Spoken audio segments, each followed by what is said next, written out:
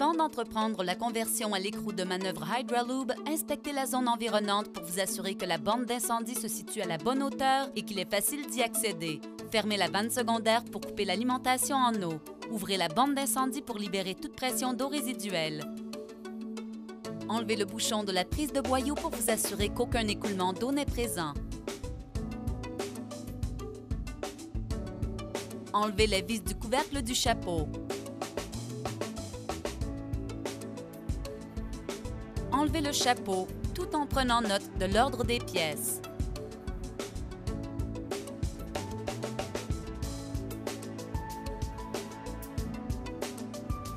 Vérifiez le joint torique et remplacez-le.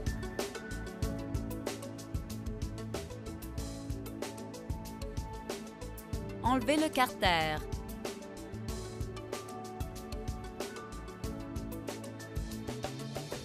Enlevez ensuite l'écrou de manœuvre. Enlevez l'ancien tourillon. Insérez un tourillon neuf. Lubrifiez l'écrou de manœuvre Hydralube. Insérez l'écrou de manœuvre Hydralube. Lubrifiez et installez le collet de retenue.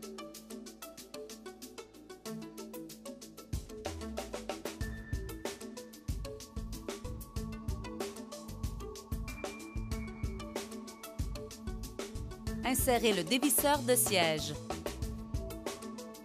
Vissez l'écrou de retenue sur la tige supérieure.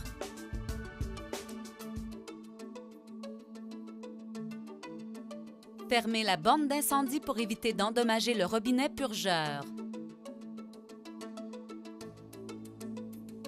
Dévissez le siège du robinet principal tourné dans le sens anti-horaire. Enlevez le dévisseur de siège et l'écrou de retenue.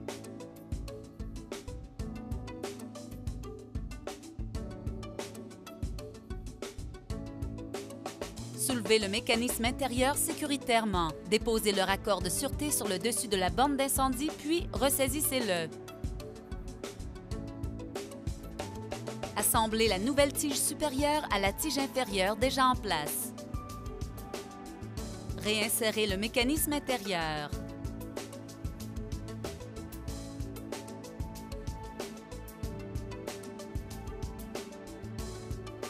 Vissez le siège du robinet principal tourné dans le sens horaire.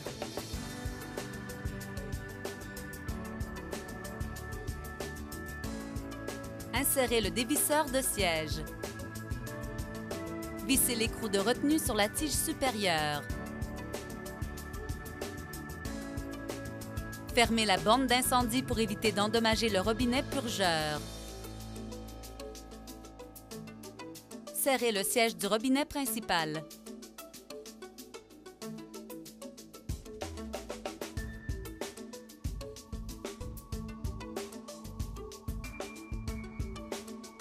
Enlevez le dévisseur de siège et l'écrou de retenue.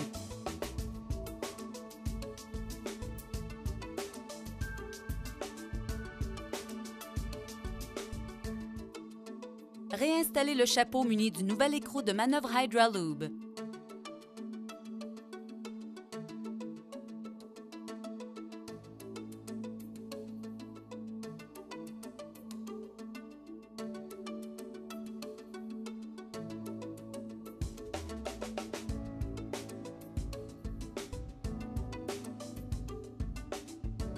Fixez à nouveau le couvercle du chapeau.